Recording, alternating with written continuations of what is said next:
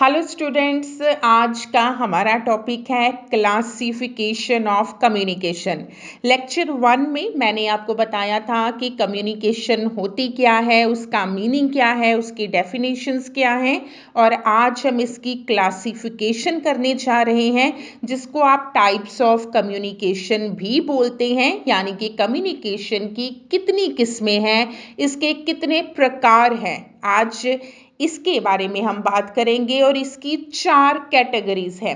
ध्यान से देखिए, पहली कैटेगरी है classification according to the number of people involved in the experience of communication.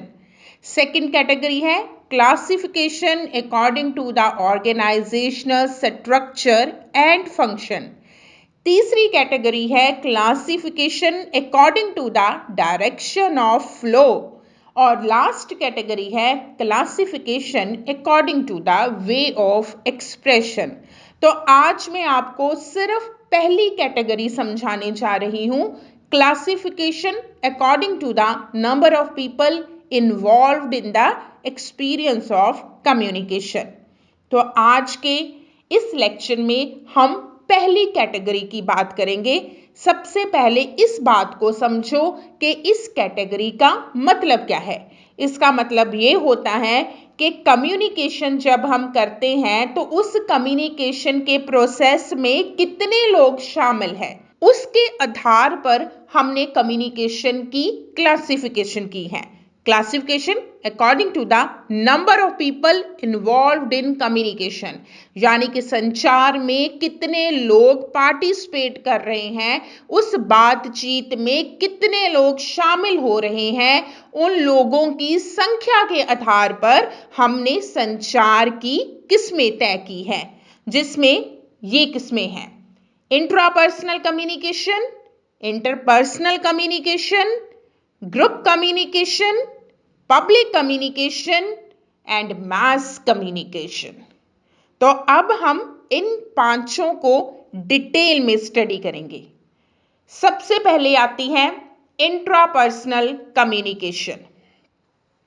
Intrapersonal communication होती है when we communicate with ourselves, then it is known as intrapersonal communication।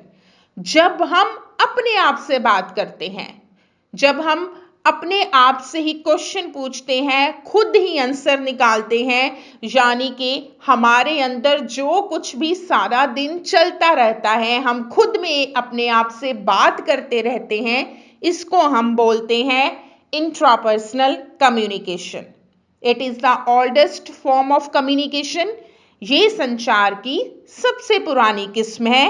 In this process a person is the sole participant, मतलब इस प्रक्रिया में एक ही इंसान होता है, वही सेंडर होता है, वही रिसीवर होता है।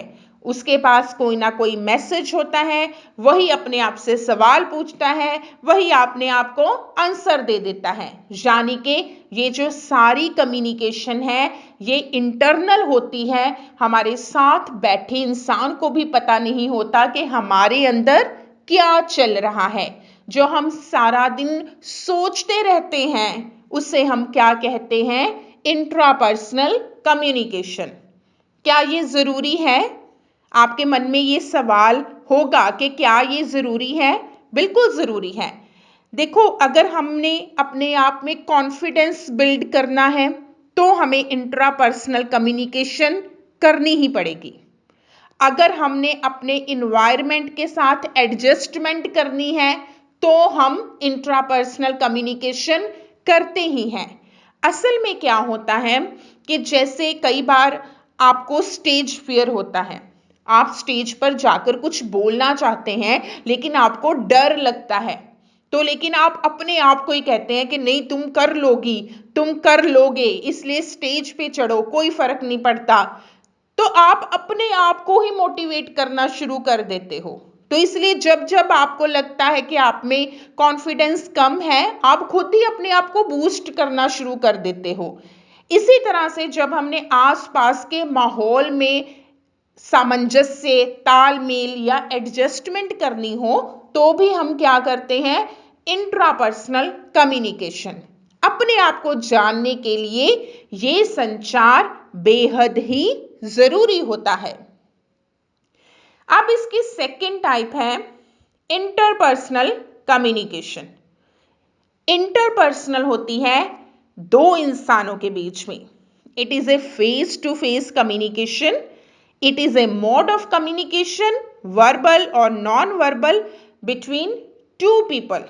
जब दो इंसान आपस में एक दूसरे के आमने सामने बैठकर बातचीत करते हैं तो उसे हम इंटरपर्सनल कम्युनिकेशन कहते हैं। इसको एक और नाम दिया गया है डाइड कम्युनिकेशन। ये बहुत ही पर्सनल होती हैं, डायरेक्ट होती हैं और हम बोलकर भी और हम नॉन वर्बल मतलब बिना बोले इशारों के साथ भी दूसरे इंसान को अपनी बात समझा सकते हैं। सिंपल सी बात है कि जब हम आमने सामने बैठकर फेस टू फेस एक दूसरे के साथ डायरेक्ट कम्युनिकेशन करते हैं तो इसे हम क्या कहते हैं? Interpersonal communication. अब इसकी कुछ विशेषताएं भी हैं, जैसे both parties are in close proximity. दोनों जो पार्टीज हैं, दोनों जो ग्रुप्स हैं या दोनों जो लोग हैं वो एक दूसरे के नजदीकी रिलेशन में होते हैं। वो एक दूसरे के साथ किसी भी मुद्दे पर विचार विमर्श करना चाहते हैं या एक दूसरे के साथ कोई व्यक्तिगत बात, पर्सनल बातें शेयर करना चाहते हैं। दूसरा, both parties send and receive messages. दोनों ही बातों का आदान प्रदान करते हैं, दोनों एक दूसरे से बातचीत करते हैं। एक इंसान बोलता है, दूसरा सुनता है, फिर दूसरा बोलता है, पहला सुनता है। तो इस तरह से दोनों इंसान आपस में एक दूसरे के साथ अपने फीलिंग्स को, अपने ओपिनियंस को शेयर करते हैं। और तीसरा, इन मैसेजेस में वर्बल और नॉन वर्बल साइंस दोनों शामिल होते हैं, यानी इंसान बोलकर भी और बिना बोले इशारों के साथ भी कम्युनिकेट करता है। अब नेक्स्ट हमारी टाइप आ जाती है group communication. Group communication occur between 3 और मोर पर्सन्स। जब 3 या 3 से ज्यादा लोग आपस में कम्युनिकेट करते हैं, बातचीत करते हैं तो उसे हम क्या कहते हैं? Group communication. Interaction and intimacy depends upon the size of A group. उस ग्रुप में लोग एक दूसरे के साथ कितनी बातें करते हैं, कितना मेल जोल बढ़ाते हैं, असल में ये चीज इस बात पे डिपेंड करती है कि उस ग्रुप का साइज कितना है। अगर ग्रुप का साइज कम है, लोगों की इंटरेक्शन ज्यादा होगी। अगर ग्रुप का साइज बहुत बड़ा है तो लोगों की इंटरेक्शन कम होगी। सिंपल सी बात है, अगर आपकी क्लास में 10, 12, 15, 20 बच्चे हैं तो सभी एक दूसरे को जानते होंगे, टीचर भी आपके साथ अच्छी तरह से इंटरेक्ट करता होगा।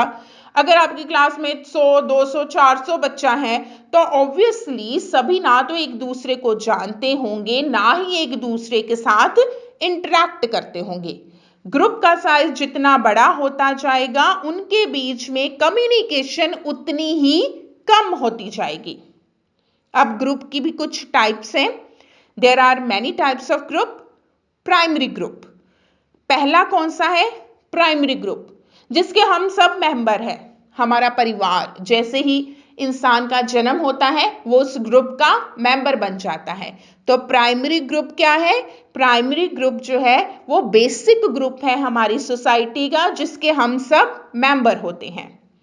सेकंड, कैजुअल और सोशल ग्रुप। हमारे जो सोसाइटी में बहुत सारे ग्रुप्स बनते हैं, हमारे रिश्तेदार होते हैं, दोस्त मित्र होते हैं, तो इस तरह से जो ग्रुप बनते हैं उसको हम सोशल ग्रुप या कैजुअल ग्रुप बोलते हैं। लर्निंग और एजुकेशनल ग्रुप, अगर आप किसी जगह पर कुछ सीखने के लिए इकट्ठे हो रहे हैं तो उसको हम लर्निंग और एजुकेशनल ग्रुप कहते हैं।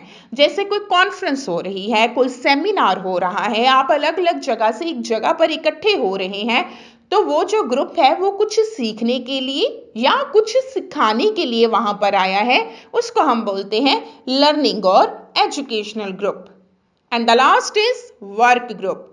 जब हम कहीं पर काम करते हैं, उस ऑर्गेनाइजेशन में या उस फील्ड में काम करने वाले लोग भी अपना एक ग्रुप बना लेते हैं। जैसे जो टीचर्स हैं वो अपने टीचर्स एसोसिएशन बना लेते हैं, डॉक्टर्स हैं वो अपने डॉक्टर्स के एसोसिएशन बना लेते हैं।